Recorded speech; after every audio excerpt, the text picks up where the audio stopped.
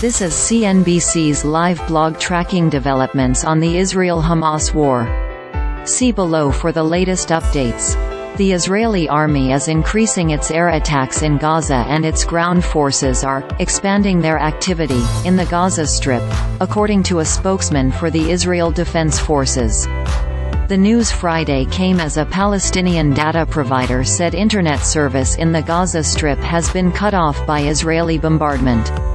A spokesperson for IDF said Hamas is running part of its campaign from underneath the al-Shifa hospital in central Gaza.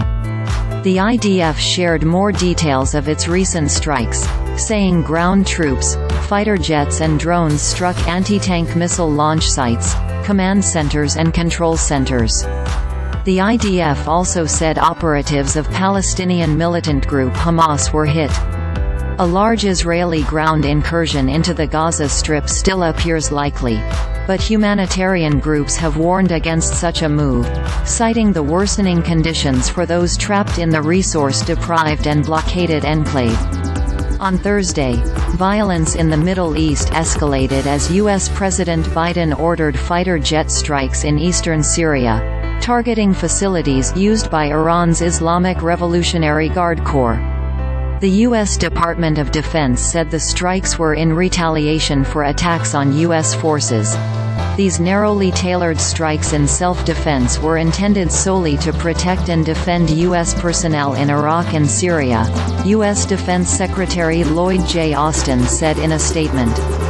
U.S. President Joe Biden said in a letter to House Speaker Mike Johnson on Friday that the United States stands ready to take further action following attacks by Iran-linked groups against U.S. forces in Iraq and Syria. Biden's comments in the letter came after U.S. fighter jets carried out airstrikes in eastern Syria on Friday. New York City's Grand Central Terminal closed Friday night due to demonstrations by a group calling for peace in Israel and Gaza, NBC News reported, citing officials. Metro North Railroad said on X that the terminal was closed due to demonstrations. Riya BhattacharjeeWhite House National Security spokesman John Kirby repeatedly refused to comment on Israel, saying its ground forces were expanding activity in Gaza, and also refused to comment on what a satisfactory long-term objective might be for the fighting. "We're not drawing red lines for Israel," Kirby said Friday on a call with reporters.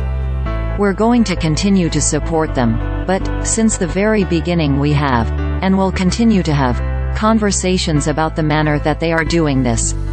Kirby said the U.S. is still evaluating the impact of airstrikes against Iranian-backed militias and, "We will not hesitate to take further actions in our own self-defense." He also said 10 additional trucks filled with humanitarian aid had made it to Gaza, bringing the total to 84. But that the U.S. is aware that fuel there is only anticipated to last a couple of days.